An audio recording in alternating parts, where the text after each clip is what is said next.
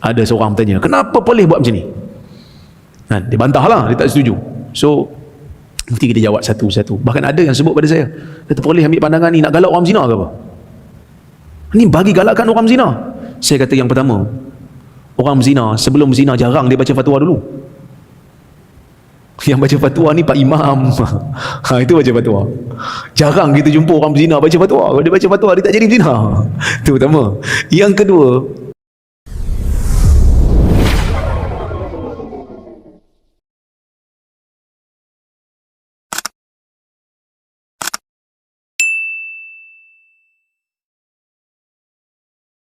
ia juga pandangan Urwah bin Zubair, Sulaiman bin Yasar, Al-Hasanul Basri dan Al-Qurtubi juga cenderung kepada pandangan tersebut. Ia juga pandangan yang dipilih oleh Ibn Taymiyah dan Ibn Qayyim. Mereka menggunakan pelbagai dalil. Ada banyak dalil yang mereka pakai. Antaranya, insya-Allah kita sambung lepas azan, insya-Allah nanti. Kita bagi laluan dulu. Okey. Kita sambung. Golongan yang membenarkan anak zina itu dinasabkan oleh bapa zinanya dengan syarat, dengan dua syarat tadi. Ayah dia mengaku tu anak dia. Yang kedua, mak dia tidak menjadi isteri orang lain. Mereka menggunakan dalil apa? Mereka menggunakan dalil kisah Juraij dalam Sahih Muslim. Tuan-tuan pernah dengar kisah Juraij? Tak pernah dengar? Kisah Juraij ini kisah umat terdahulu. Nabi SAW cerita pada para sahabat bagaimana seorang yang saleh, seorang yang hebat, yang baik, semayang banyak, mak dia panggil dalam solat sunat, dia tak menyaut. Lepas tu mak dia kata apa? Ya Allah, tolong uji anak aku ni. Allah uji dia. Datang perempuan kat dia ajak berzina, dia tolak. Perempuan tu pun pergi berzina dengan pengembala kambing. Mengandung perempuan tu. Bila melahirkan anak, orang duk tuduh perempuan tu berzina. Tanya, kau berzina dengan siapa? Perempuan tu kata, aku berzina dengan Juraij. Orang ambil Juraij, orang keluarkan dia daripada tempat ibadat dia. Tapi pelik kan? Juraij ni orang baik, perempuan tu orang jahat. Orang percaya cakap orang jahat nak pukul orang baik. Pelik kan? Macam tu lah dunia. Percaya cakap orang jahat nak pergi pukul orang baik. Dia orang tuduh Juraij berzina. Juraij kata kejap-kejap, nak pergi semayang kejap. Dia pun semayang. Dia orang robohkan dia punya tempat ibadat tu, pecahkan. Juraij kata kejap, aku nak pergi semayang ya. Semayang, dia berdoa, kemudian dia tanya budak tu, ya gulam, man abuk? Wahai budak, siapa bapa engkau? Budak tu bercakap, abi fulanun ar-ra'i. Ayah saya tu pengembala kambing. Orang pun terkejut. Maksudnya budak tu sendiri mengakui bapa dia. Bapa dia siapa tadi? Pengembala kambing kan? Bukan zina. Itu bukan bapa dia.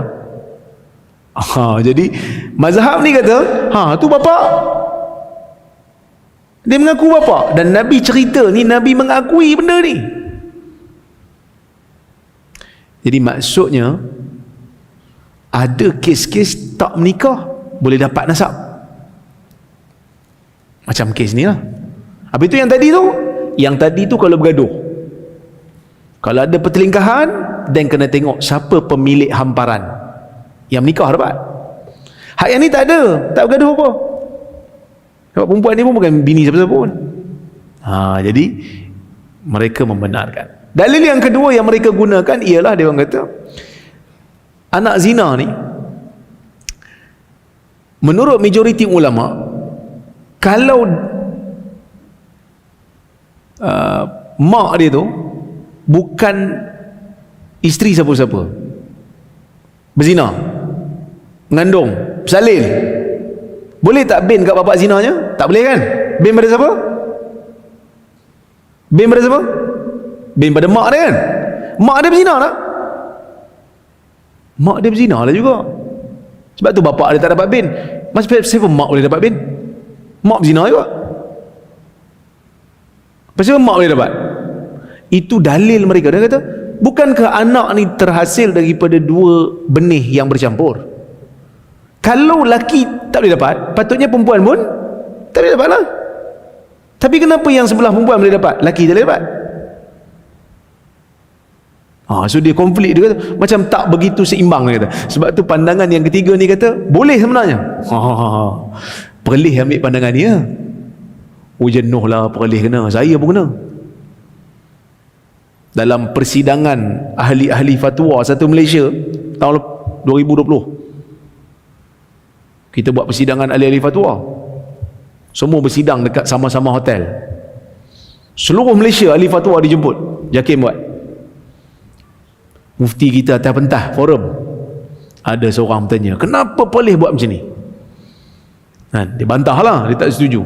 So mufti kita jawab satu-satu. Bahkan ada yang sebut pada saya, kata boleh ambil pandangan ni nak galak orang zina ke apa? Ni bagi galakkan orang zina. Saya kata yang pertama, orang berzina sebelum berzina jarang dia baca fatwa dulu. Yang baca fatwa ni Pak Imam. Itu baca fatwa. Jarang kita jumpa orang berzina baca fatwa. Kalau dia baca fatwa, dia tak jadi berzina.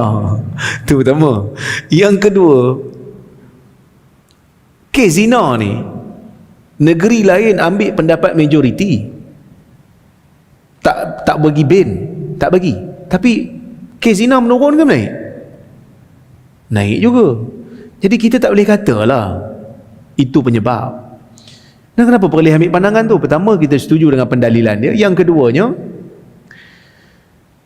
kita nak jaga maslahah budak tu. Dulu dapat nasab ni bangga, dapat nasab besar, kabilah jadi besar. Zaman sekarang dapat nasab jadi beban. Zina dengan perempuan ni, mengandung dia boleh lari. Kalau nasab tak lekat, lantak kau lah, aku tak payah tanggung nafkah. Itu yang pertama. Yang kedua, budak tu pun akan stres kan? Dia akan pergi sekolah, dia akan tension lah. Dan yang ketiga, dia akan buka aib-aib yang tersembunyi. Kalau terutamanya ayah tu telah pun insaf, katalah dia berzina dengan satu perempuan, dia dapat anak, lepas tu dia menyesal, dia kahwin. Tak cukup bulan, apa ni, tak dapat bulan, tak boleh bin kan? Tak cukup bulan, tak boleh bin. Jadi bila tak boleh bin, bila nak menikah, bila anak perempuan nak menikah, anak tanya, kenapa ayah tak boleh walikan saya? Ayah dia akan kata, sebenarnya dia akan tanya, saya anak ayah, kata, awak anak ayah, pasal apa ayah tak boleh walikan saya? Ayah kata, sebenarnya dulu ayah dengan mak kamu ni ada sekian-sekian masalah. So sanggup ke? Kan? Sedangkan ayah tu dah jadi imam dah kat masjid. Manusia kan ada ruang untuk bertaubat bagi dia kan. Dia dah jadi baik, tiba-tiba dibuka pintu tu, maka kita memandang masalah-masalah dengan dalil-dalil yang ada. So kita pilih pendapat yang ketiga ni. Tapi kita tak kecam pun orang ambil pendapat yang pertama. Itu pendapat majoriti ulama, silakanlah. Kita tak pernah kata kuno, kalut, kolot, tak ada, kita tak pernah sebut. Kita kata silakan nak pegang pada pendapat tu, boleh pegang pada pendapat yang berbeza sedikit, ya, yang berbeza sedikit.